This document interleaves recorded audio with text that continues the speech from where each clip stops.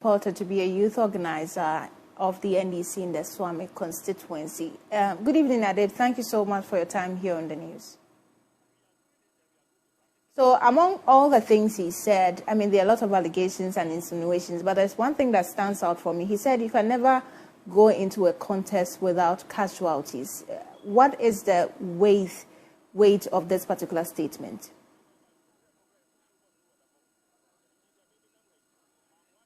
Okay, I hope you can hear me now. Yes, I can.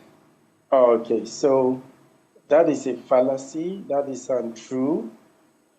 His statements are irresponsible. It looked more like he was out of his senses, and no well-meaning Ghanaian can rationalize such destabilizing statements, because this is an affront on our democracy and oblivion of whichever side of the political divide you belong. One thing is for sure, that we are Ghanaians, and Ghana is the only country we have, and we have to jealously safeguard the peace and security of the country, whether it is an election or not. And I must say, this young man is fantastically ignorant, because so far as I am concerned, politicians are friends. Sometimes I make statements that doesn't go down well with certain politicians. They call me, they bastardize me, we laugh about it. So for him to think that the only way to win an election is through violence and perhaps even killing, I must say, excuse me, it's a stupid thing to even fathom in the first place. That is why I would expect that the NDC, not necessarily at the national level, but even at the regional or constituency level, issues a statement disassociating itself from it and unequivocally dismissing what he has said. I don't believe in the politics of equalization. Oh, someone did it in the past, and so when I do it, there's nothing wrong with it. And I see a lot of it even happening within the current dispensation. When public officers engage in wanton disregard for law and order, they engage in corruption. The only convenient thing said is, it was done in the past, so what is wrong with us doing it?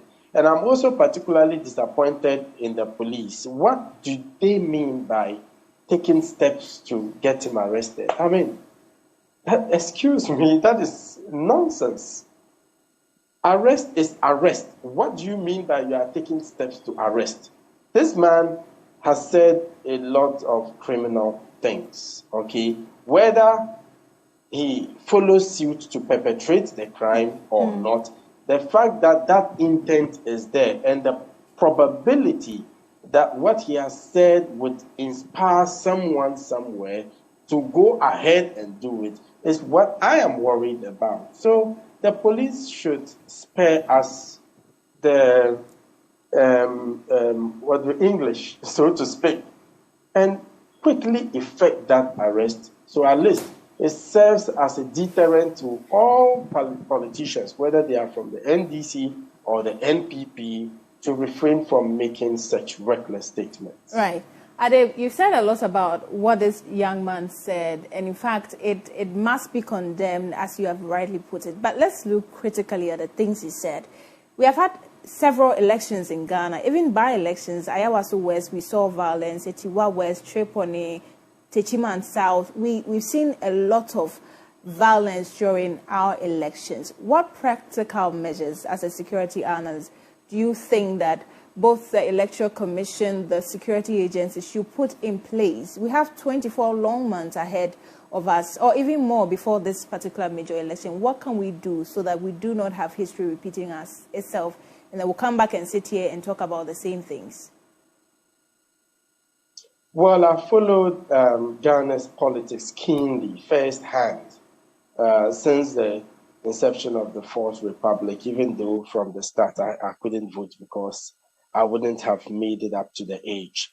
I have also conducted a lot of research in other countries, including the Kenyan elections 2007, between the contention between the Orange Democratic Movement and the People's National Union, and how it culminated into violence and precipitating the intervention of the U.S. through the then AU chair, former President John Ejikun Kufuor, who asked Kofi Annan of blessed memory to intervene in what they engaged is called shuttle diplomacy. That finally, resulted in the power sharing agreement, by then at the expense of a lot of lives lost. The elections in the Ivory Coast in 2010, that also culminated into a civil war late 2010 into 2011, prompting the all too famous Diwufia mantra, and so many other elections. And I must say, one of the major causes of election violence, especially in Africa, has got to do with lack of trust and confidence in that process. Okay, you don't necessarily have to have everybody agree with you, but the fact that you make the people part and parcel of the process is enough. But once they have any reason to suspect that something is amiss, it becomes a major problem. Secondly, the culture of impunity. Some Ghanaians lost their lives. In fact, one of them is a personal friend who came to my home during my last child's outdooring. He was shot somewhere around Ablikuma. He later died at, I think, either Rich Hospital or Kolibo. And so many others that also died in Techiman and other parts of the country. To date, we are yet to see a single individual held to account for these deaths. It almost looks like they are animals. They are not called humans. And so, like they say, it's a foolish case. Nobody is going to be held accountable. So when it happens that way, it gives the killers and potential killers legitimacy. It gives them that impetus to go ahead and do it because someone did it in the past.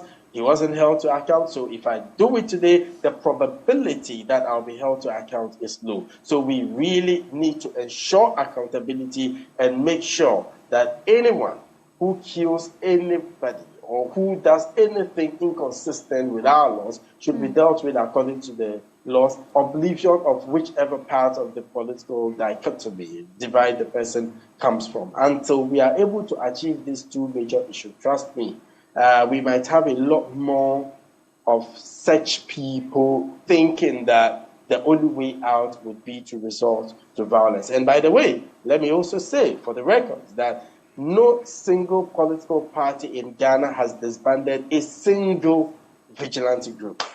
Okay, if anyone tells you that they've been disbanded despite the passing of the anti-vigilantism and other related bills into law, I beg to differ. These groups are still operating in the shadows, and it's not a matter of how, but when they would roar their ugly heads.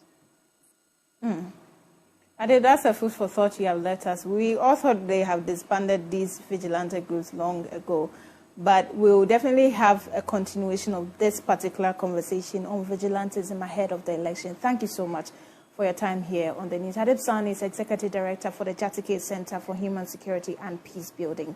Before we go, President Akufo-Addo says 6 new regional high courts are being constructed in the new regions, namely Ahafo, Bunu East, North East, Savannah, Oti, and Western North. Speaking during the swearing-in of some 21 High Court judges on Tuesday, the President noted that these constructions are being done with funding from the Ministry of Local Government and the District Assembly's Common Fund. In addition, the President announced the commencement of the construction of 120 courts with their accompanying accommodation to help address infrastructural challenges in the judicial service. The justices sworn in today are Kwame Poli, William Ampia, Chumesi, Baforsin Ejapon, Marian Afo, Nana Bru, Abinam Ponsambu, and C. Ellen Nordina Sewa Mrehu, Presla Dapa Mreku, and some others. Ministry of Local Government and the District Assembly Common Fund.